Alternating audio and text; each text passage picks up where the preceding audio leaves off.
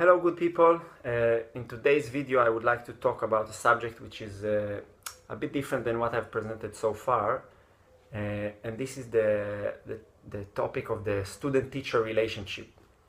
I think everybody who's interested in cultivating a relationship with their own body will find themselves in a situation that they are taking a class and they are, or maybe later during the journey that they are sharing their information and I just came back now from teaching 5 days at the festival Delta Bretanza in Spain, and during the festival I had the chance to look at other teachers' classes and to talk with other teachers. I also participated in one class, and watching other people teaching practice, of course, was mirroring my own practice and gave me time to think a little bit about what kind of relationships I'm trying to cultivate with people who are studying with me. And I had this week a lovely group of young dancers, very motivated people, and I was sharing with them that one thing that is very obvious, that when you are engaged in a teaching situation, is the dependency of the student on the teacher. The student is there because they want to learn something that the teacher has been working on, but there is also a dependency from the teacher to the students, because if nobody would have come to my seminar, I wouldn't be able to teach, and it doesn't matter if I have a beautiful practice. So I'm also dependent on the engagement of the students, and I think exactly in this point lies the teacher paradox. So in this dependency, because the way I see teaching, my role is there to share everything I know and to help my students to develop themselves and to grow further from my own teaching, so they can reach places that I couldn't reach myself, and maybe slowly step away and develop their own teaching practice and keep sharing knowledge.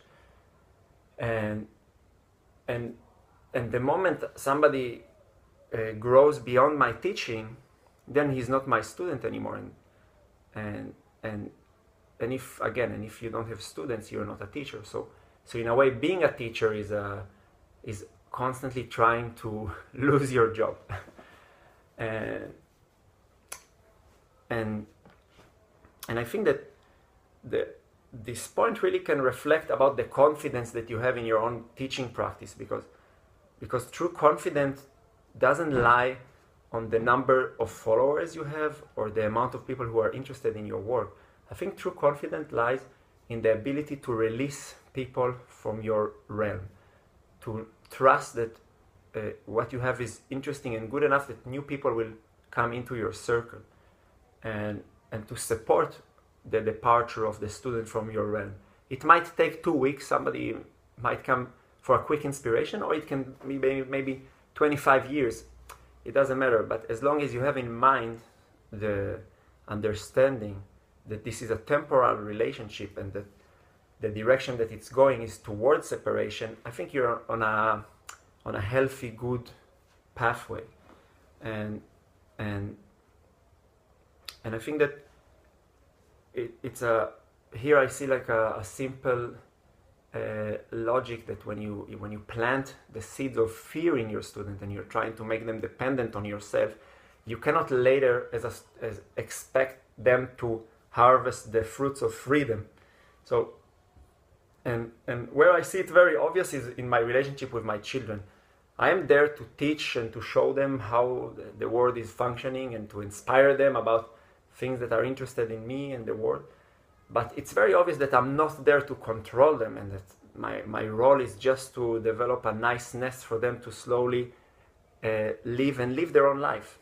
And I think when it comes to the teacher-student, it's a bit more complicated to have the ability to let the student go.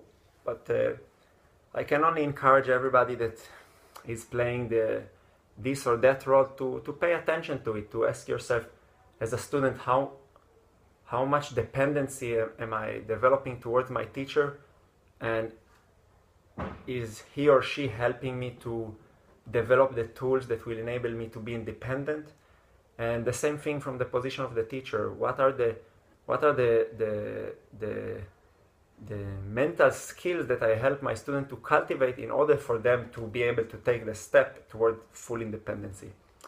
So yeah, I hope it will serve you in whatever position you are at the moment, and I'll see you next week. Have a lovely weekend.